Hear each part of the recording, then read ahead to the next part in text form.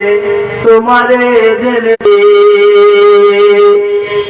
কবে তুমি হাই ডাক দিবে মোরে তোমার শীতল কোলে, ঘুমায় পড়িব তোমারই বক্ষে সারা পৃথিবীর মায়া ভুলে। ওগো কবর গাহের মাটি, এ দুনিয়ার মায়ার পিছনে তোমারে জেনেছি খাঁটি। কবে তুমি হাই ডাক দিবে মোরে, কবে তুমি হাই ডাক দিবে মোরে তোমার শীতল কোলে, ঘুমায় পড়িব তোমারই বক্ষে সারা পৃথিবীর মায়া ভুলে। রবে না সেদিন পিতার আদর, রবে না সেদিন পিতার আদর, মায়ের স্নেহের কোল। রবে না সেদিন পিতার আদর, মায়ের স্নেহের কোল। আত্মীয় স্বজন বন্ধু বান্ধব শিশুদের কলরব। ওগো কবর গাহের মাটি, এ দুনিয়ার মায়ার পিছনে তোমারে জেনেছি খাঁটি। প্রিয়তমা আর দিবে না তোমায়, প্রিয়তমা আর দিবে না তোমায় সোহাগ মাখা চুমা। এখনো পানি এসেছে তোমার কবর গাহে ঘুমাবার। ওগো কবর গাহের মাটি, এ দুনিয়ার মায়ার পিছনে তোমারে জেনেছি খাঁটি। শ্রদ্ধেয় সম্মানিত সুযোগ্য আজকের এই সভার সভাপতিদ্বয়, মঞ্চে উপবিষ্ট ওলামায়ে কেরাম, জাতির মাথার তাজ, এবং তার সঙ্গে সঙ্গে মঞ্চে বয়োজ্যেষ্ঠ বয়োকনিষ্ঠ শিক্ষা অনুরাগী, সামনে আমার বসে থাকা ইমানদার দিনদার ভাই সকল, পর্দা নাসিনা সাউন্ড সিস্টেমের মাধ্যমে আওয়াজ শুননেওয়ালি ও দেখনেওয়ালি স্নেহের মা ও ভগ্নীরা, যাবতীয় প্রশংসা স্তুতিবাদ সেই মহান আল্লাহ পাক রব্বুল আলামিনের জন্য, যে মহান আল্লাহ পাক রব্বুল আলামিন আমাদেরকে আমাদের বালুয়াঘাট পশ্চিম পাড়া জামে মসজিদ কেন্দ্রিক একটি জালসায় আমাদের সকলকে একটি প্যান্ডেলের নিচে বসিয়ে কাউকে বক্তা হিসেবে, কাউকে শ্রোতা হিসেবে এবং কাউকে বিশেষ অতিথি হিসেবে এসে এই কিছু আলোচনা শোনার আল্লাহ তৌফিক দান করেছেন। তাই সকলে বলুন আলহামদুলিল্লাহ। যেটি লোক আছেন কমপক্ষে আওয়াজ পাওয়া যাবে। এই রাস্তার দিকে ভাইজান একটু ভিড় না করে এদিকে আসেন, রাস্তার দিকে একটু হাওয়াও লাগছে, এদিকে চলে আসেন, সবচেয়ে ভালো। সে আল্লাহ পাক রব্বুল আলামিনে আমরা একবার জোরে সোরে কালেমাত শুকর হিসাবে আমরা আবারও জোরে সোরে বলি আলহামদুলিল্লাহ। অতঃপর বিশ্ব নবী, নবী কুলের শিরোমণি নবী আহমদ, নবী মুহাম্মদুর রাসূলুল্লাহ, সকলে বলুন সাল্লাল্লাহু আলাইহি ওয়াসাল্লাম। তিনার প্রতি লক্ষ কোটি দুরূদ ও সালাম বর্ষিত হোক। আল্লাহুম্মা সাল্লি আলাইহি, আল্লাহুম্মা বারিক আলাইহি। যেহেতু শীতকাল, ঠান্ডার সময় মানুষ রাত্রি 12টা ওইদিকে জালসা যাবে না, এটা স্বাভাবিক কথা। তাহলে আমরা একটু দয়া করে খাবার প্যান্ডেল এবং বিভিন্ন দোকানপাট ছেড়ে আমরা জালসায় উপস্থিত হওয়ার জন্য আমরা এখানে আসতে পারি। আল্লাহ যেন এই তৌফিক আমাদের ইনায়াত করেন। দোকানপাটে তো অনেকক্ষণ ধরে ঘুরছেন, দোকানপাট তো প্রায় শেষের দিকে। এখন এসে একবার ইমানটাকে নতুন করে সাজিয়ে নেওয়ার চেষ্টা করি। ভাইজান, বিশেষ করে আমি যে বিষয়টা বলবো, যদিও সবাই স্বল্প, কিন্তু আমি এর মধ্যে অতীব তথ্যবহ কথা আলোচনা করব ইনশাআল্লাহ। সেই টপিকটা হচ্ছে আপনার কিভাবে চলবেন, কিভাবে ফিরবেন। আমি যেই টপিকটা নিয়ে আজকে আলোচনা করব, যেই সাবজেক্টটা নিয়ে, সেটা হচ্ছে সঠিক উদ্দেশ্যে জীবন যাপন। সঠিক উদ্দেশ্যে জীবন যাপন না করলে পারে কেমন হবে? যেরকম গরু বাছুরকে আপনি সকাল থেকে নিয়ে সন্ধ্যা পর্যন্ত চতুষ্পদ প্রাণীগুলোকে খাওয়ালেন, আর রাতের বেলায় গোহালে দিলেন, গোহালে লাফলো, পেশাব করলো, সব কিছু করার কোনো জ্ঞান নেই। যেখানে শুইবে সেখানেই পায়খানা করবে, সেখানেই পেশাব করবে। তো আজকে যদি আমরা আশরাফুল মাখলুকাত হয়ে গরু বাছুরের মতো, চতুষ্পদ প্রাণীর মতো যদি আমরা হয়ে যাই, তাহলে কি হবে? না। আপনাকে এই জন্য টপিকটা প্রথমে এই জন্য তুলে ধরছি, সঠিক উদ্দেশ্যে জীবন যাপন। আপনার উদ্দেশ্যটা কি থাকবে? উদ্দেশ্যটা যেন আপনার ভুল না হয়, উদ্দেশ্যটা যেন আপনার সঠিক থাকে। ভাইজান, দুনিয়াতে আমরা কদিনের জন্য এসেছি? আজকে এখানে আলোচনা আমি রাখছি। গত জুমায় আমার নানা ডক্টর ইব্রাহিম সাহেব, উনার সঙ্গে জুমার সালাতের পরে বেশ কিছুক্ষণ ধরে গল্প হলো। তারপরে হঠাৎ করে শুনছি রোববারের দিন উনি অসুস্থ হলেন। আজকে উনি নিরাবয়ে কবরে। কবরে আজকে শহীদ, যেখানে কোনো সঙ্গী নাই, সাথী নেই, সেই জায়গায় চলতে হলো। আমরা উদ্দেশ্যহীন ভাবে জীবন যাপন করি। কোথায় চলতে হবে, কোথায় ফিরতে হবে, আমাদের কোনো নলেজ নেই, কোনো জ্ঞান নেই। আসল বুদ্ধিমান কারা, আসল ইন্টেলিজেন্ট কারা, কোন লোকগুলো জ্ঞানী, কোন লোকগুলো বুদ্ধিমান, সেই বিষয় নিয়ে আমি দু চারটি কথা আলোচনা করব। তাহলে আপনার উদ্দেশ্য যদি এলোমেলো হয়, আপনাকে কবরে গিয়ে এলোমেলো অবস্থায় থাকবেন। আপনি উত্তর দিতে পারবেন না। ফেরেশতা যখন জিজ্ঞাসা করবে মান রব্বুকা, মা দীনুকা, মান নবিয়ুকা, আপনি হা হা লা আদরি ছাড়া অন্য কোনো কথা বলতে পারবেন না। কেন? আপনার জীবন যাপনটা সঠিকভাবে হয়নি। আপনার জীবন যাপনটা, আপনার উদ্দেশ্যটাই ভুল ছিল। তাই বলে উদ্দেশ্য ভুল না হলে জামে মসজিদে জালসা হবে, আর মেয়ে ছেলে আর পুরুষ সব এই পার ওই পার খেলা খেয়ে বেড়াবে, হতে পারে? উদ্দেশ্যটাই ভুল আছে, তাই বলে আজকে দোকানপাটে খেলা খেয়ে বেড়াচ্ছে, দোকানে ঘোরা খেয়ে বেড়াচ্ছে। যদি উদ্দেশ্য সঠিক হতো, এশা সালাতের পরে ঠিক জামে মসজিদে গিয়ে জামাতের সহিত এশা সালাত আদা করতাম, আর এখানে এসে জালসা গাহে বসে কিছু কোরআন এবং সুন্নাহ শুনে ঈমানকে তাজদীদ করে নিতাম, ঈমানকে নবায়ন করে নিতাম, ঈমানকে নতুন ভাবে সাজিয়ে নিতাম। আজকে বড় দুঃখের বিষয়, বড় পরিতাপের বিষয়, আমরা মুসলমান, আমাদের আল্লাহ তাবারক ওয়া তাআলা আমাদের জন্য কালে কালে যুগে যুগে নবী ও রাসূল পাঠিয়ে হেদায়েতের পথ প্রদর্শন করেছেন।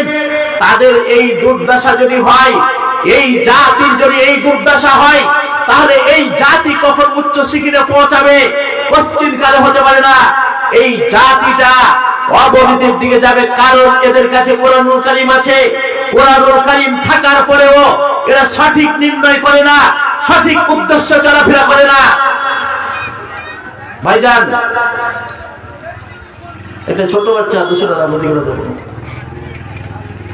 তাহলে আপনাকে আমাকে সঠিকভাবে জীবন যাপন করতে হবে। আল্লাহ তাবারক ওয়া তাআলা সূরা আলার মধ্যে বলেন, বিসমিল্লাহির রহমানির রহিম, বাল তু'থিরুনাল হায়াতাদ দুনিয়া ওয়াল আখিরাতু খায়রু ওয়া আবকা। হে পৃথিবীর মানুষ, তোমরা শুনে নাও, তোমাদের উদ্দেশ্য সঠিক না হওয়ার কারণে তোমরা কি করেছো? আল্লাহ বলেন বাল তুসিরুনাল হায়াতাদ দুনিয়া, তোমরা পার্থিব জীবনকে প্রাধান্য দিয়েছো, পার্থিব জীবনটাকে সব কিছু মনে করে দিয়েছো বন্ধুরে। কিন্তু না না, আল্লাহ বলছে এটা ক্ষণিকের জন্য এসেছো তুমি, ক্ষণিকের জন্য এই দুনিয়ায় তোমার বসবাস। কখন তোমার মতের ডাক চলে আসবে, কখন মৃত্যুর সময় চলে আসবে বুঝতে পারবে না। আল্লাহ তাবারক ওয়া তাআলা বলেন কুল্লু নাফসিন যায়িকাতুল মাউত, জিন্না পৃথিবীর মানুষ তুমি অমর নাও না নাও, তোমার মৃত্যু হবেই হবে হবে। আল্লাহ তাবারক ওয়া তাআলা তাই বলছে বন্ধুরে, প্রত্যেকটি মানুষকে আল্লাহ বলছে শুনে নাও, কুল্লু নাফসিন যায়িকাতুল মাউত, মওত এমন একটা বস্তু, সেই মওতের আসাদন স্বাদ গ্রহণ করতে হবে। আপনি যতই চেষ্টা করুন না বন্ধু, যতই বাহাদুর হয়ে যান না কেন, আল্লাহ তাবারক ওয়া তাআলা বলছে শুনে নাও শুনে নাও, তোমাকে মৃত্যুর স্বাদ গ্রহণ করতে হবে, কোনো উপায় হবে না, তোমাকে মরণের স্বাদ আস্বাদন করতে হবে। প্রত্যেকটা মানুষকে আল্লাহ তাবারক ওয়া তাআলা সেই মৃত্যুর স্বাদটা যখন মানুষের সময় চলে আসবে, আল্লাহ বলছে শুনে নাও, তোমার উদ্দেশ্য সঠিক যেন থাকে, এলোমেলো হয়ে জীবন গড়িয়ে দিও না। তুমি দুনিয়াকে পেয়ে দুনিয়ার পিছনে ভুলে যেও না, কেন না আল্লাহ তাবারক ওয়া তাআলা বলছে দুনিয়া উপার্জন করতে পারো রে বান্দা, দুনিয়া উপার্জন করো। একটা মৌমাছির সঙ্গে উদাহরণ, একটা সিন্নির সঙ্গে, একটা মিষ্টির সঙ্গে উদাহরণ দিই আপনাকে। আপনি মৌমাছির মধু খাবে ঠিকই, কিন্তু মৌচাকের পূর্ণ ভিতরে চলে গেলে বন্ধুরে সেখানেই মারা যাবে। যেরকম আপনি জেনে নেন, আপনি যদি দুনিয়া খেতে, আল্লাহ বলছে তুমি দুনিয়া উপার্জন করো বান্দা। আল্লাহ তাবারক ওয়া তাআলা শিখাচ্ছেন রব্বানা আতিনা ফিদ দুনিয়া হাসানা ওয়া ফিল আখিরাতি হাসানা ওয়া কিনা আযাবান নার। প্রিয় নবী মুহাম্মদ সাল্লাল্লাহু আলাইহি ওয়াসাল্লাম বলছেন, আমি অধিকতর এই দোয়াটা পাঠ করতাম, কেন না রব্বানা আতিনা ফিদ দুনিয়া হাসানা ওয়া ফিল আখিরাতি হাসানা ওয়া কিনা আযাবান নার। আল্লাহ গো, আমাকে দুনিয়াতে যেই মাল দিবে উত্তম পন্থায় দিবে। আল্লাহ দুনিয়া দিলে পারে উত্তম পন্থায় দাও, কারুনের মতো মাল যেন না দিয়ে দাও আল্লাহ। কারুনের মাল বন্ধুরে বলুন তো, আজকে যেই শ্রোতা বসে আছেন এখানে, কোন লোক কি বলবেন কারুন সবচেয়ে সম্পদশীল ছিল, সবচেয়ে অট্টালিকাশীল ছিল, আমার নামটা কারুনের মতো নাম হয়ে যায়? নাউজুবিল্লাহ, কেউ এটা চাইবেন না আমার নামটা কারুন হোক। কেননা কারুনের এত মাল ছিল, এত মাল ছিল। সূরাতুল আহজাব সূরা নাম্বার 33 আয়াত নাম্বার 1-2 এর মধ্যে ব্যাখ্যাতে বলা হচ্ছে, এবং মিসকাত জিলদে প্রথম জিলদে মুতারজিমের মধ্যে হাদিসটা আছে, বলা হচ্ছে 300টা গাধাতে ঘোড়াতে তার গোডাউনের চাবিগুলো বহন করত বন্ধু। একটা নাই দুইটা নয়, মানুষ এই চাবিগুলো বহন করতো না, ঘোড়া গাধাতে চাবিগুলো বহন করত। 1-2 করে 300টা ঘোড়া গাধা লাগতো তার গোডাউনের চাবিগুলো বহন করার জন্য। বলুন তো তার মাল কত ছিল বন্ধু? আল্লাহ বলছেন ওয়া কারুনা ওয়া ফিরআউনা ওয়া হামানা ওয়া জাআহুম মূসা বিল বাইয়িনাত। আল্লাহ তাবারক ওয়া তাআলা বলে শুনে না বান্দা, কারুনের এত মাল ছিল, এত মাল ছিল। আল্লাহ তাবারক ওয়া তাআলা বলে কারুনকে আমি জমিনের মুখে মাল সহ তার সম্পদ সহ কিয়ামত পর্যন্ত সেই কারুন কি করবে? মালের জন্য জমিতে যায়। কেন? উদ্দেশ্য সঠিক ছিল না। আমি এই জন্য টপিকটা বলেছি, সঠিক উদ্দেশ্যে জীবন যাপন যদি না করেন, কারুনের মতো আপনার মাল কোনো কাজে আসবে না। আল্লাহ তাবারক ওয়া তাআলা বলেন রব্বানা আতিনা ফিদ দুনিয়া হাসানা ওয়া ফিল আখিরাতি হাসানা ওয়া কিনা আযাবান নার।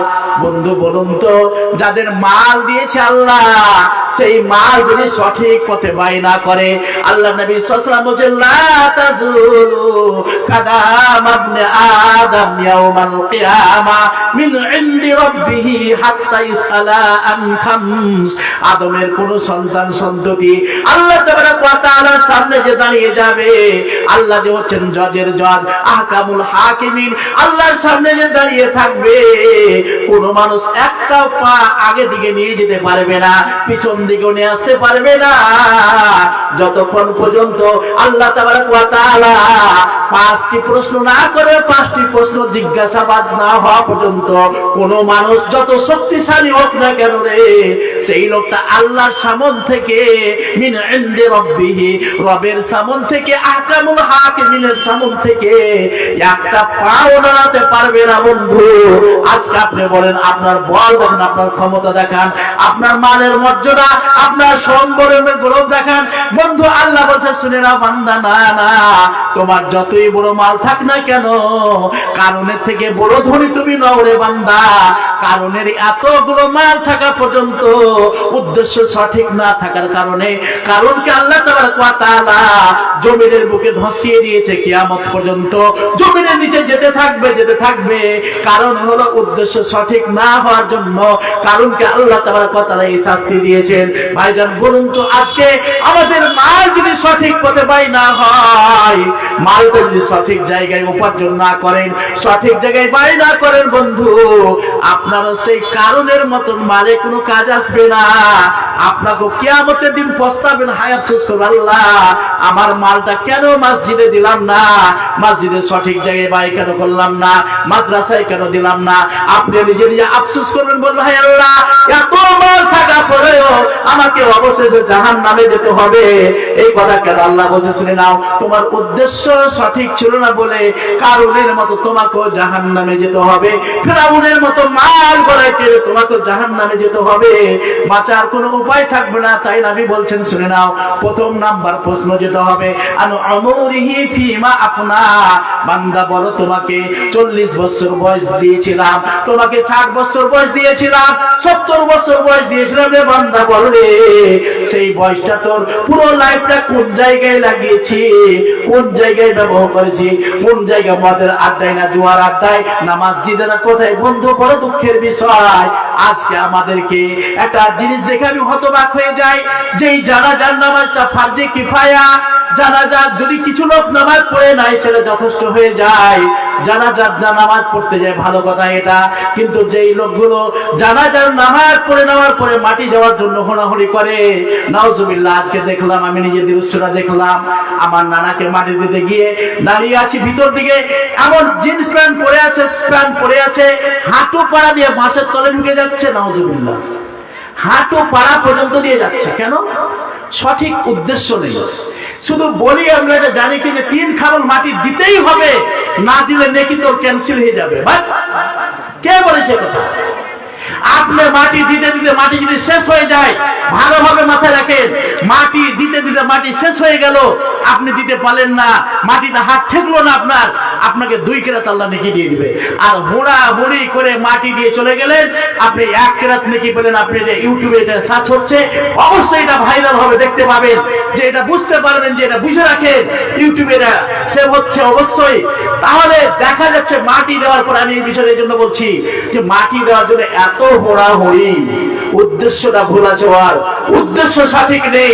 3 খাবল দিয়ে পালাবো কোন মধ্যে? আমি বলেছি আগে বহুবার, জুমা মসজিদে আমি খুতবার সময় বলেছি, আপনার কাজ আছে, জানাজা পড়ে আপনি চলে যান, 1 রাত নেকি নিয়ে সুষ্ঠুভাবে যান। আপনি হোড়াহুড়ি করে বাঁশ ধরে ঠেলাঠেলি করে মাটি দিবেন, সেই 1 রাত নেকিও ভ্যানিশ হতে পারে, নষ্ট হতে পারে ভাইজান। তাহলে মাটি দিতে গিয়ে এত হুড়াহুড়ি, মসজিদের গেট তো সবসময় খোলা থাকছে, রাত্রি 12টা 13টা 1টা 2টা 3টা 4টা সবসময় খোলা, আইসো না মসজিদে এসে একবার 2 রাকাত নামাজ পড়ে চোখের জল একবার গড়িয়ে দাও।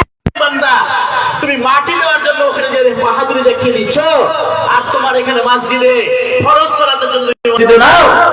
আমি এই জন্য বলেছি, হাজারো বেনামাজি যদি নামাজ পড়ে দেয়, জানাজা পড়ে নাই, সেই লোকটা মৃত্যু ব্যক্তির অনুপরিমাণ লাভ হবে না। আর যদি নেককার ব্যক্তি, কয়েকটা ব্যক্তি যদি জানাজা পড়ে নেয় ওর লাভ হবে। কিন্তু বেনামাজির কত ভিড় ওখানে, বেনামাজির পাওয়ারটাই বেশি ওখানে জানাজার নামাজে। ও বুট প্যান্ট শার্ট প্যান্ট পরে আছে আর হাঁটু পাড়া যে বাঁশের তলে চলে যাচ্ছে। কেন? শরীয়তের জ্ঞান নাই বলে, শরীরে জ্ঞান নাই বলে হাঁটু পাড়া যেতে পারে গো। ওকে বলা হচ্ছে, এত বোঝা হচ্ছে ভাই আপনার নিয়ত ঠিক করেন, না বুঝে না। একটা জিনিস খুব ভালোভাবে মাথায় রাখবেন, শুনে রাখবেন। আল্লামা নাসিরউদ্দিন আলবানী হাফিজাহুল্লাহ রাহিমাহুল্লাহ উনি বলছেন যে জানাজা পড়ার পরে মাটি আজকে আমরা খাবলে করে অল্প অল্প করে মাটি দিচ্ছি না, সবাই যেন পায়, ভুল। কারণ কি করবেন, আপনি কোদল দিয়ে তাড়াতাড়ি মাটি টেনে দিয়ে কবর সমাধি করবেন। 1 ঘন্টা মাটি দিতে লাগে, আপনি 10 মিনিটে 15 মিনিটে কবর সমাধি করে দেন আর সবাই মিলে দোয়া পাঠ করেন। আল্লামা নাসিরউদ্দিন আলবানী সাহেব এই ফতোয়া স্পষ্ট বলছেন।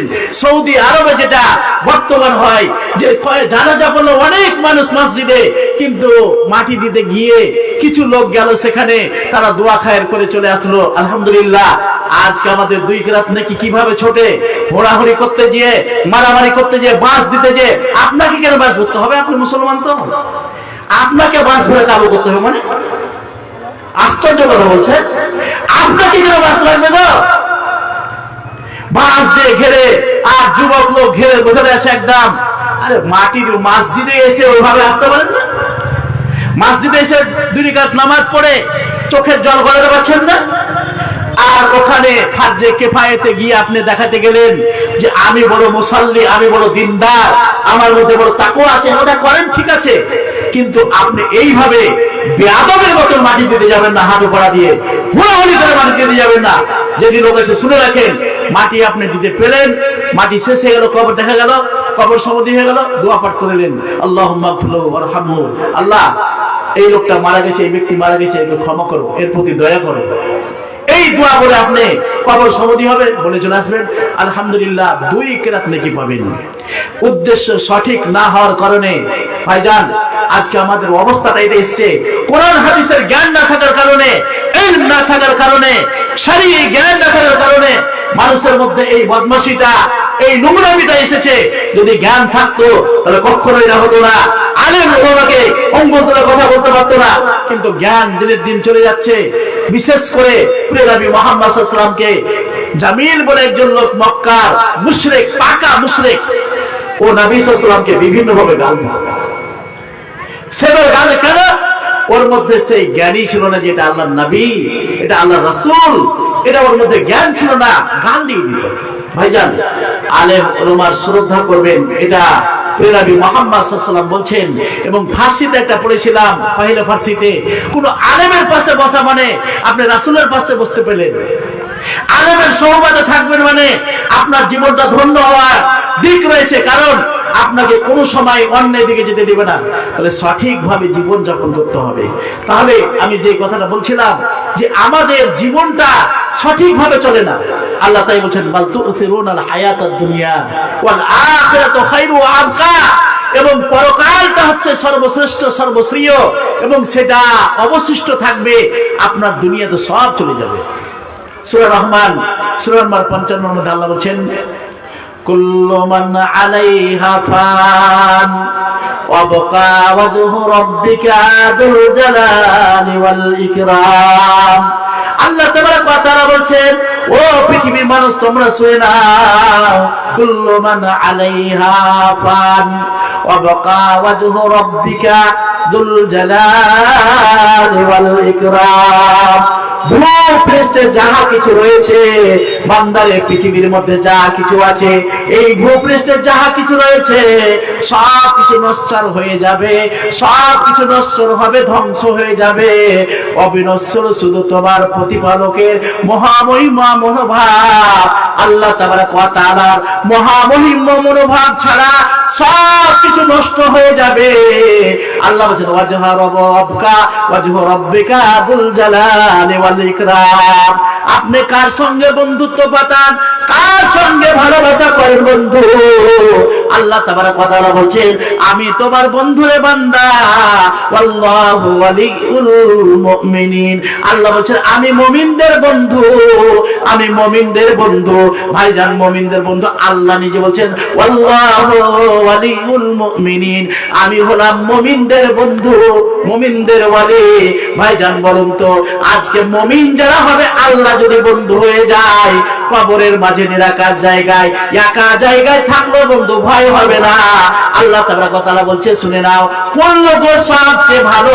আল্লাহ রাসূল বলছে কোন ব্যক্তি সবচেয়ে চালাক, কোন ব্যক্তিটা সবচেয়ে ইন্টেলিজেন্ট ম্যান, কোন ব্যক্তিটা সবচেয়ে চালাক? নবী বললেন আইয়ুল মুমিনে আকিয়াস, কোনটা মুমিন সবচেয়ে চালাক বলো তো? প্রিয় নবী মুহাম্মদ সাল্লাল্লাহু আলাইহি ওয়াসাল্লাম উত্তরে বললেন ও শুনে নাও শুনে নাও, ওই মুমিনটা সবচেয়ে চালাক যেই মুমিনটা মতের কথা বেশি বেশি স্মরণ করে, মতের কথা বেশি বেশি স্মরণ করতে পারে, ওই লোকটা হলো সবচেয়ে চালাক লোক। আল্লাহ নবী বলে শুনে না, যেই ব্যক্তি মতকে বলে স্মরণ করে ওয়া বাদা ইস্তাদাদান উলাইকাল আকিয়াস, নবী বলে তারপরে কিয়ামতের জন্য প্রস্তুত নাই, কিয়ামতের জন্য সম্পদ পাঠায় বন্ধুরে, কিয়ামতের জন্য আমল করে, পরকালের জন্য আমল করে। নবী বলেন উলাইকাল আকিয়াস, এই লোকটা প্রকৃত চালাক। বলুন তো আজকে আমরা চালাক মনে করি ওই লোকটাকে, যে লোকটা মানুষকে ফাঁকি দিতে পারে, মানুষকে প্রতারণায় ফেলে দিতে পারে, ওই লোকটা চালাক মনে করে। নাউজুবিল্লাহ। নবী বলেন না না, ওই লোকটা কোশ্চেন কালো চালাক হতে পারে না। ওই লোকটা ওই ব্যক্তি চালাক যেই ব্যক্তি নিজের মৃত্যু সম্পর্কে সজাগ রয়েছে। আজকে তাই বলছিলাম আজকে অনেক লোক কবরে শুয়ে আছে, অনেক লোক অসুস্থ আছে। আল্লাহ গো যেই লোকগুলো কবরে চলে গেছে মাওলা, তাদের কবরে যদি কোন রকমের শাস্তি হয়ে থাকে আল্লাহ তাদের কবরের শাস্তিকে মাফ করে দিয়ে মকুব করে আল্লাহ তাদেরকে জান্নাতুল ফেরদাউস দান করুন। আল্লাহ যেই লোকগুলো অসুস্থ আছে আল্লাহ রব্বুল আলামিন পৃথিবীতে অনেকগুলো লোক অসুস্থ, অনেক লোকের কথা জানি অনেক লোক জানি না। আল্লাহ তুমি ডাক্তারের সাহায্যে আল্লাহ তুমি আহকামুল হাকিমিন, আল্লাহ তাদের সকলকে আরোগ্য দান করুন। যাই হোক বক্তা যেহেতু চলে এসেছে আর আমার নামে একটা চিঠিও চলে এসেছে, যা হোক বিষয়টা আমার যেটা ছিল খুবই গুরুত্বপূর্ণ তথ্যবহুল আলোচনা হতো, কিন্তু আমি সময় যেহেতু সংকীর্ণ ওই জন্য আমি সেই দিকে টাকাটা কম হচ্ছে। দয়া করে শুনেন 1000 টাকা করে 500 টাকা বাকি লিখেন বাবা, লিখে দেন বাবা। আমার জামাই বেনামিতে দিয়েছেন 600 টাকা দান। আল্লাহুম্মা সাল্লি আলাইহি আল্লাহুম্মা বারিক আলাইহি, বারাকাল্লাহু লাকা হায়াকাল্লাহ জাযাকাল্লাহ। আরে আপনারটা শাহাদাত ভাই সাক্ষী প্রদান করবেন তো, টাকাটা কম হচ্ছে তো, দিয়ে দিলেন 1000 টাকা। মাশাআল্লাহ বারাকাল্লাহ। আপনি 2000 টাকা দেন, 2000 টাকা দেন, 1000 টাকা বাকি লিখেন। না না না না শুনুন বাকি দাম কাজে লাগবে না, কাজে লাগবে লাগবে লাগবে। আর 1000 টাকা লিখে দেন, বারাকাল্লাহ হাফেজাকুমুল্লাহ। যাই হোক সঠিক উদ্দেশ্য নিয়ে আপনাকে জীবন যাপন করতে হবে। এলো বলো তাস তামাশা দেখে ঘুরে বেড়িয়ে লাভ হবে না। আপনাকে জীবনটা কোন জায়গায় নিয়ে যাবেন এটা নির্ণয় করতে হবে। বিষয়টা খুবই গুরুত্বপূর্ণ, ভাইটাল ছিল। যাই হোক বক্তা সাহেব চলে এসছে, এটা আর বেয়াদবি করছি না। আপনারা দয়া করে এদিকে চলে আসেন, সুষ্ঠুভাবে বসার চেষ্টা করেন, রাস্তা জ্যাম করিয়েন না। অনেক জায়গা আছে আলহামদুলিল্লাহ, আর শীতকালে যত ঠেসে ঠেসে বসবেন তত ভালো লাগবে। আল্লাহ আমাদের সকলকে তৌফিক দান করেন। মসজিদের গেট খোলা আছে, মসজিদে এসে কাঁদার চেষ্টা করব, জানাজার নামাজে গিয়ে হুড়াহুড়ি করবো না বেয়াদবের মতো। এটা ভালোভাবে মাথায় রাখবেন যে জানাজা পড়তে গিয়ে হুড়াহুড়ি করবো না। যদি আমার বিশেষ কাজ থাকে জানাজা পড়ে চলে যাব, আমি ছেপড়া হাঁটু করে মাটি দিতে ঢুকবো না ওখানে, আর অল্প অল্প মাটি দেবো না, আর গামলাতে করে মাটি নিয়ে যেতে দেবো না। এই জন্য আমি শেষ পর্যন্ত একটা কথা আবার বলে দিচ্ছি, রিপিটিং। আল্লামা নাসিরুদ্দিন আলবানীর কথাটা সেই ফতোয়াটা, যে বর্তমানে সেই মাসলাটাই প্রযোজ্য মনে করি। মানুষের তাড়াহুড়ার কারণে যে কোদাল দিয়ে মাটি টেনে দেওয়ার পরে তাড়াতাড়ি কবর সমাধি করে দোয়া বলে আসবেন। আমার শেখ মাদানী সাহেব বলছিলেন, জিল্লুর রহমান মাদানী সাহেব, যে এই ফতোয়াটাই প্রযোজ্য মনে হচ্ছে। সমাজের লোক যেইভাবে বিশেষ করে হুড়াহুড়ি করছে, বাস বেঁধেও থামা যায় না। আল্লাহ যেন আমাদের সম্মতি দান করেন, আমরা যেন সঠিক উদ্দেশ্যে জীবন যাপন করতে পারি।